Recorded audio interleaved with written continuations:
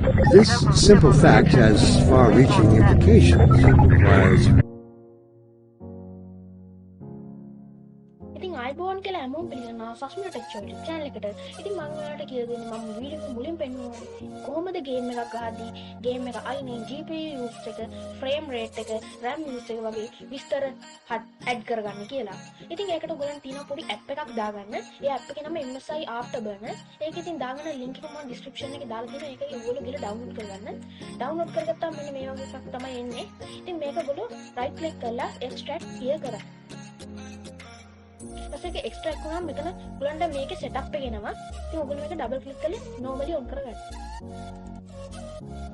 ඊට පස්සේ මෙතන ඔයගොල්ලන්ගේ language එක දෙන්න. මම නම් දෙන්නේ English. ඊට පස්සේ okay කරන්න.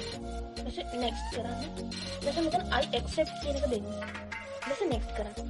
අනිවාර්යයෙන්ම ඔයගොල්ලෝ මේ revert to කියන එකට ටික් එකක් දාන්න නැත්නම් ඔයගොල්ලන්ට මේක frame rate GPU ඒක බලා ගන්න හම්බෙන්නේ නැහැ. ඉතින් ඒක අනිවාර්යයෙන් එක ටික් එකක් දාලා next කරන්න.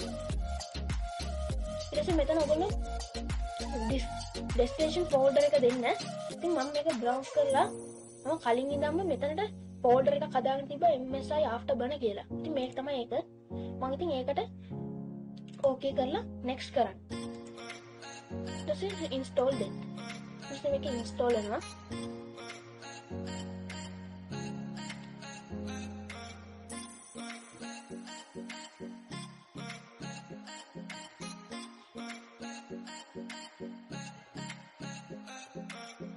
ඉතින් මේක install වුණාම තව එකක් install වෙනවා. ඒ තමයි අර revert to කියලා අපි කලින් ටික් එකක් දැම්මේ. එන්න එකක් දැන් තව ටිකකින් install වෙනවා. දෙක මේ තියෙන එක. ඉතින් මේකේ අර විදිහම okay දෙන්න. ඊට පස්සේ මේකේ yes කියන එක දෙන්න. ඊට පස්සේ next කරන්න. මේකේ I accept කියන එක දෙන්න. next කරන්න. මේකේ ඒගොල්ලෝ folder එකක් හදලා තිනවා. ඉතින් මම ආයෙ හදන්නේ next කරනවා. මේක install කරන්න.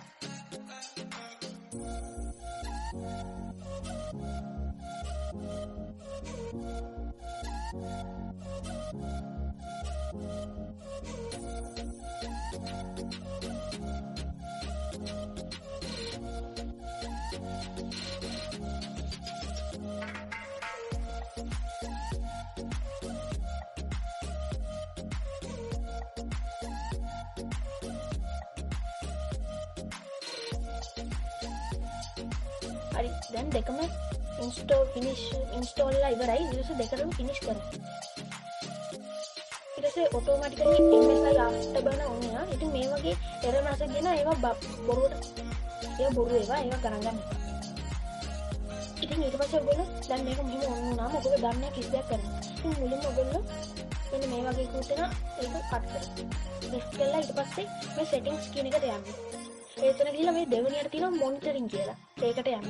ඒකට ගිහිල්ලා ඔයගොල්ලෝ මෙතන ඔයගලන්ට මේ ගේම් එක දැන් ප්ලේ කරද්දී ඔය ඩිස්ප්ලේ වෙන්න ඕනිය මොනවාද නැතිව මොනවාද කියලා මේ හරියෙන් වෙනස් කරන්න පුළුවන්. ඒක හරිය තියෙන ඒවා තමයි ඩිස්ප්ලේ වෙන්නේ. එහෙනම් මම දැන් දෙනවා RAM use එක දෙනවා. CPU use එක දෙනවා. අනිත් CPU වල use දෙන්නේ නැහැ. CPU temperature එක දෙන්න නැහැ. memory use එක දෙනවා. GPU use එක දෙනවා. තව එකක් තියෙනවා. ඒ තමයි frame rate එක. මේ එතන තියෙන මෙන්න මේ frame rate කියන එකක් දෙන්න. ඊට පස්සේ ඔයගොල්ලෝ දුන්නාම දැන් මේක නිකම්ම game එක උන් කරාට එන්නේ නැහැ. ඊට පස්සේ ඔයගොල්ලෝ මේක උඩ නිල් පාට එන්න එබුවාම මෙතන ඔයගොල්ලෝ අයින දෙන showing on screen display කියලා. ඒක ඔබන්න. එතකොට මෙතන OSD කියලා වැටෙනවා. එතකොට තමයි game එක ගහද්දි පෙන්නන්නේ. ඊට පස්සේ මේකේ showing on screen display කියන එක ඔබන්න. අර හරි දාපු ඔක්කොටම ඒක දාන්න.